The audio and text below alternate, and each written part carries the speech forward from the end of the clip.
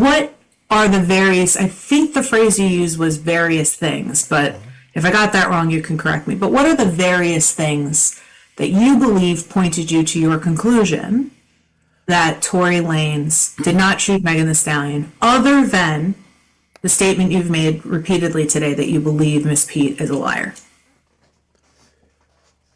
It's a good question. So, for me to understand, and again, this is, remember, and I got to remind you with this because I know what you're going to do. You're asking my opinion, not what's court. You're asking my opinion.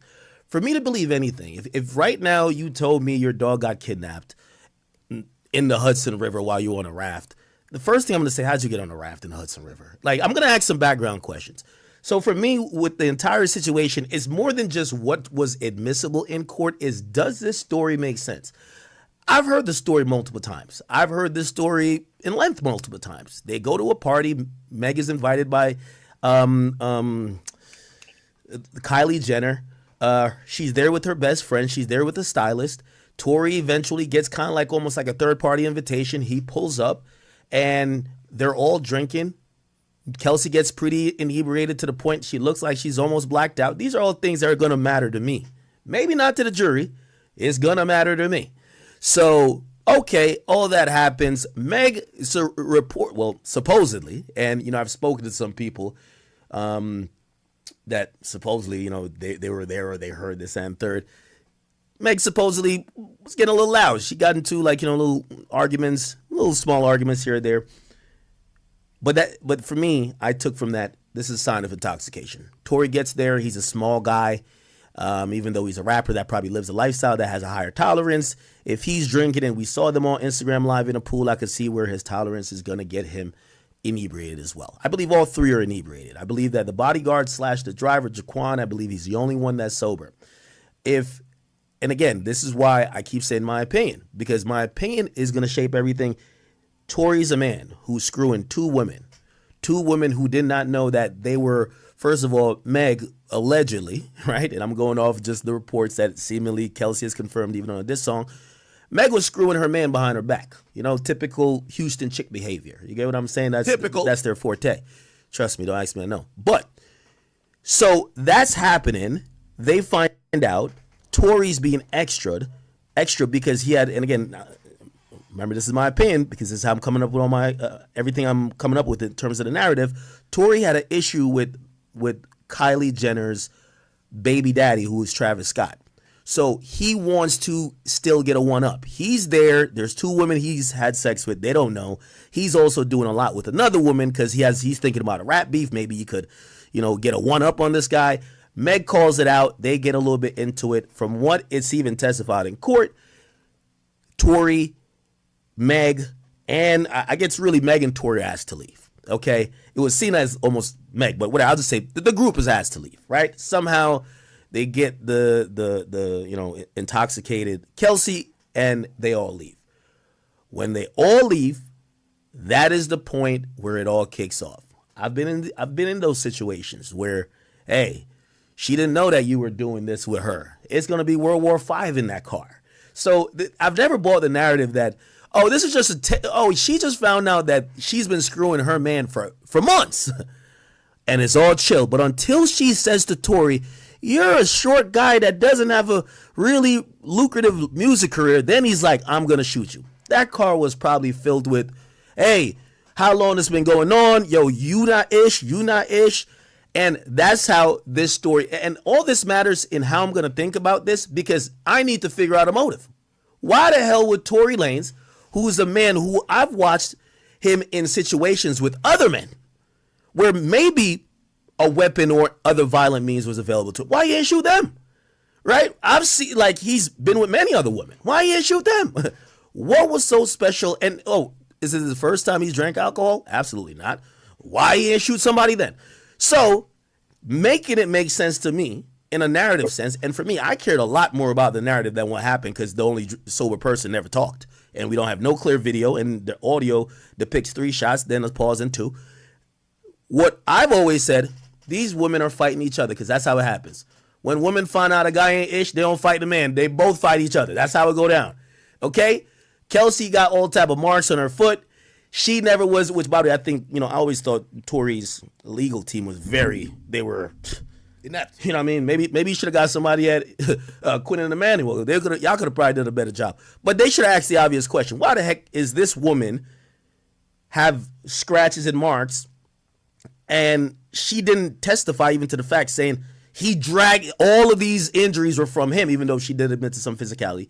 So what was never brought up in trial that I always thought, based on the narrative, these women were clearly fighting each other. And by the way, I believe Sean Kelly did mention that. Sean Kelly, or one of the witnesses, did mention that they saw two women fighting, which was never looked into, but whatever. So two women are fighting, okay?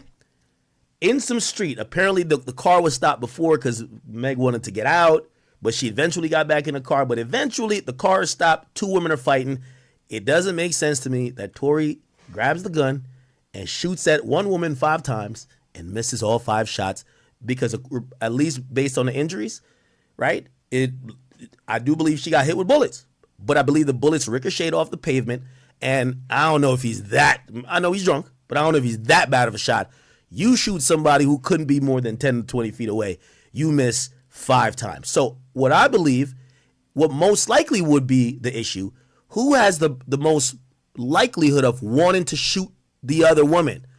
Maybe if you put Megan and Kelsey side by side, you'll see that there's a vast difference in size. What I think was happening, Meg was tossing around like a rag doll. And then they were fighting. Again, I'm even open to being wrong on how the gun came into play in terms of who pulled the gun out first because it was in a car. But I wholeheartedly believe that woman pointed the gun at Meg. And what Tory did, Tory tried to wrestle the gun away. It discharged a few times. Clearly didn't shoot her directly, but it did ricochet off the pavement, and obviously some shrapnel hit her. But still, based on that belief of how I believe that went down, to say that, hey, this dude hopped out after we just found out he's been screwing both of us, and he says, dance, bitch, dance, and just shot me. I'm not believing that. Also, here's the thing. When in the history of time, and again, I'm using a lot of common sense things to make up my opinion because things got to make sense. You're telling me that Tory does that, tries to execute you on some road in Hollywood, and your best friend doesn't talk to you after that day or after that incident, y'all fall out. How is that a thing? How is that never explained? So there's so much things that lead me to think, yeah, you'd have to be a really fucked up person. I apologize for my cursing.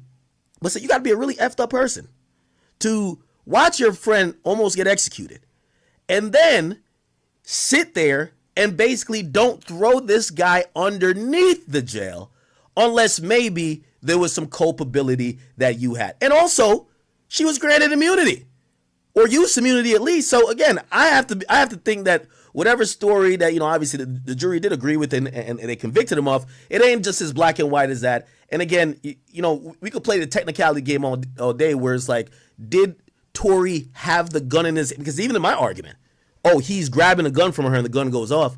If he grabs the gun, technically he's still guilty of the crime, so he has to act like he never did nothing. But common sense, and he's never told me he ever did nothing or not, but it all points to there was a struggle for a gun, gunshots go off, the woman gets hurt, y'all think y'all could cover it up, Tory's trolling online, she feels offended, and she flips the script on him. This other chick who thought it was going to go away, she and Meg, their relationship fall out. She gets immunity later. She's out. I thought she was trying to protect Tory and protect herself. I don't know what's going on. But one thing I don't believe is the narrative of what Meg, the victim, has been trying to do. Is say, oh no, this guy just flat out tried to execute me. I don't believe that for 1 second. And I would have probably believed it a little bit more if she was way more forthcoming saying, hey, listen, me and this guy, we had this relationship, this is how these things happen. Her story didn't make sense then. For me, some of her statements were still a bit inconsistent or jumping all over the place because she never addressed the fight on the stand. And then by the end, I was just like, I'm going to be honest with you, I'm throwing this entire thing out. I think this woman is just incapable of telling the truth. And that's where I'm coming up with that. But those are the other factors or the narrative that has led me to believe, hey, Tory didn't do this, or Tory's in jail because of not the reason that we believe he should be in jail for, right? Like, and shoot, I've been waiting. If there was ever a video that came out that showcased Tory just aiming at her and trying to shoot this woman, I wouldn't be supporting Tory at all.